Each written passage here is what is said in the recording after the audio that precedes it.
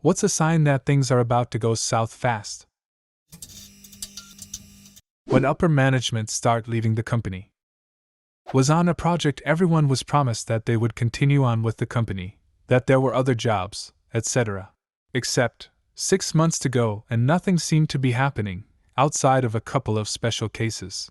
Then HR sets up a meeting to talk about the future, and I just look at the other people in my pod and tell them, we're all getting fired, because if it was individual reassignments, they wouldn't have a meeting with everyone first, otherwise the first person to get let go would immediately tell everyone, and it would be chaos. A week later, I'm right, and the only person outside of upper management who isn't surprised. No one else believed my logic. When they hand out last checks and ask you to stick around for the going away party, ditch the party and cash your check immediately. Do not pass go, nothing. They're worried about a run on payroll because they don't have enough for everyone and they are hoping the party will make you forget that their check will bounce.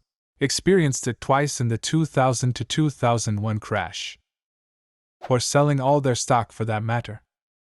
The animals freaked the fuck out.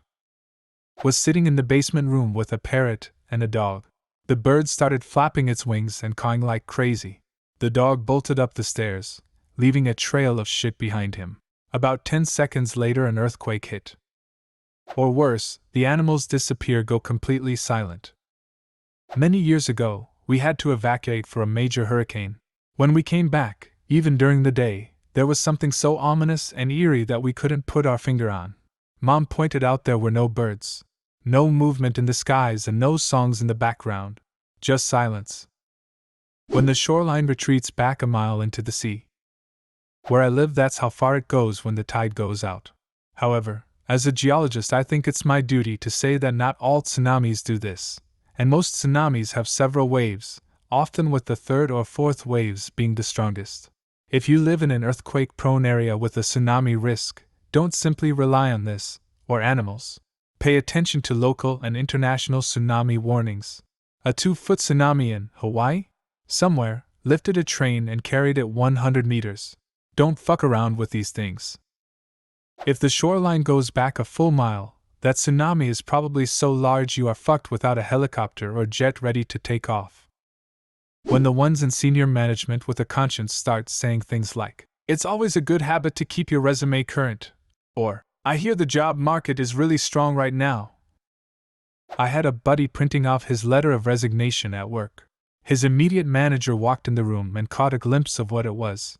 He told him he should probably just hang on to that and give it in at the end of the day. Really emphasized end of day. HR called him in a couple hours later and laid him off with a year's pay. The locals all clear out. Reminds me of a video I watched of the 2004 tsunami in Thailand. All of the locals were running for their lives while the tourists just stood and watched the approaching wall of water. There were also cases of locals running out on the beach to collect the seafood that was now exposed due to the tide going out so far. Many people, both locals and tourists, couldn't recognize the signs of a tsunami. Now, there are detailed evacuation plans, alarms, and everyone is aware of the signs and what to do not to do. Source: I'm in Phuket, Thailand. Especially if you're on a patrol in a village in Afghanistan. It's Monday, and as you enter work, there are several security guards stationed in the hallway from a company you do not recognize. Your boss tells you to stay in your cubicle until instructed to show up to a conference room, sorted by alphabet. Not everyone is called. Bonus: when you get to the conference room, you have to turn in your work badge to an armed guard to gain access. My boyfriend's company did a similar mass layoff several years ago. They told everyone to clear their calendars on Friday and sit at their desks until further notice. Then, people started receiving meeting invites for conference rooms A, B, C, and D. The meetings lasted all day, and nothing was said. When A, B, and D went back to their desks at 4:30, everyone from C was gone. I knew someone who also got fired that way after 25 years. He had a company car that he had to give back, so he left on foot, with his brown box and taking the bus all the way home. When someone who has been doing this a whole hell of a lot longer than you have looks frustrated or nervous. My dad used to work for a pharmaceutical plant. It was dangerous work, but their foreman was always calm and had never been known to make a drama out of anything, even chemical spills. One day the foreman got a call from his wife. Their newborn daughter was in the ER. Suspected meningitis, didn't look like she would make it. He dropped the phone, said nothing, and literally ran the half-mile across the plant out to the car park to get to the hospital. When he stopped and pulled out his keys, he looked back and saw a dozen or so others running towards their own cars, including my dad. They thought that the only thing that would make that man that nervous was a full-on meltdown, so they weren't sticking around either. His daughter lived and is now a successful engineer, so they still find the story funny. Edit, to answer all my PMs in one go. She did have meningitis and was extremely ill, but pulled through completely unexpectedly.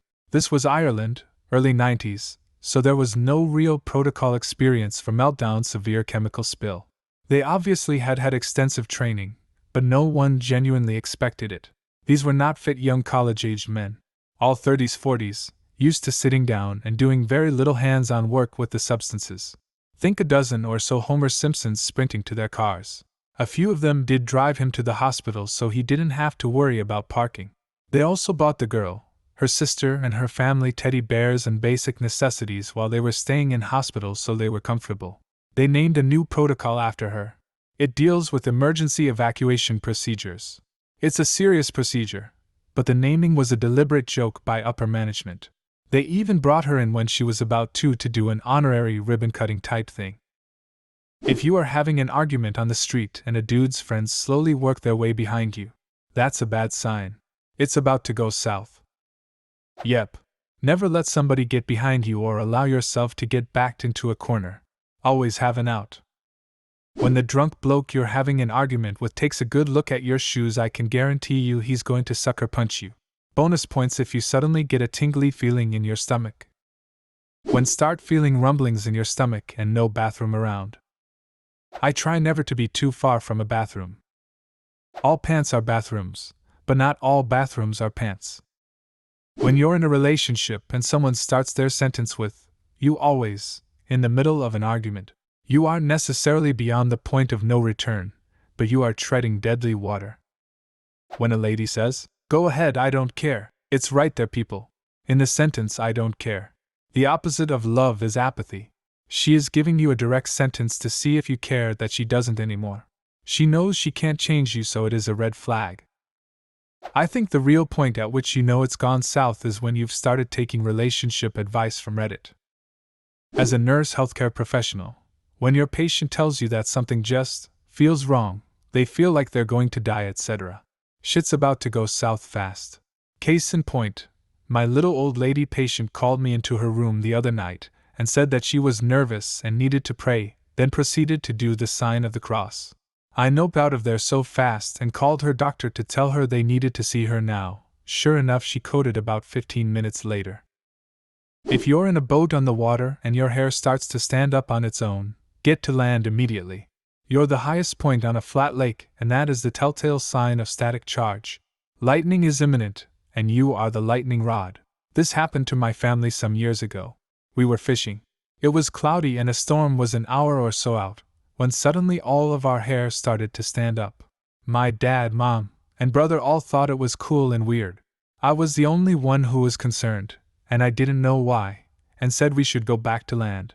They didn't listen, but apparently I put up enough of a fight that we did get off the lake.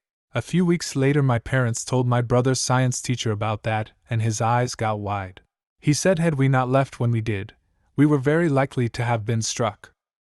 Work-based? Once they stop doing the fringe benefits. The biggest warning is usually the free coffee. Once that goes away, it's done. When the redneck says fuck that, I'm getting out of here. Like rats on a sinking ship, follow the redneck. If he ain't having it, there is no way you can handle it. Someone asks to speak with you somewhere else rather than just tell you immediately. My former boss always did that. Like, 10, we need to talk, can you come to conference room B? I'd anxiously go there. 10, you still have vacation days left from last year. Please find 3 days to take them in the next 3 months or they expire. That happened a lot at my job. I'd regularly get the, "Hey, can I talk to you in my office for a sec?" It was never anything serious, but it always felt that way. Eventually it became kind of a workplace joke. So one day I get called in for a talk. On the way to the office I pass a colleague who asks me where I'm going. I tell him I've been called in. He asks what for. I'll probably get fired, I say. We both laugh and I carry on. I got fired. The pilot tells the flight attendants to sit down. Or when the flight attendants look worried, they know the difference between regular turbulence and holy shit, turbulence, or an actual problem that you should be scared of. We need to talk. Whenever I hear this, I immediately think, oh shit. Every time I've had a bad conversation with a girl, it's always started with those very words. When you hear those words, things aren't about to go south, it's far too late, and you're already doomed. Those little oxygen masks drop out of the ceiling. I'm not racist, but this is usually followed by something racist. What's a sign that things are about to go south fast? Leave a comment and subscribe to the channel if you want to see more videos like this one.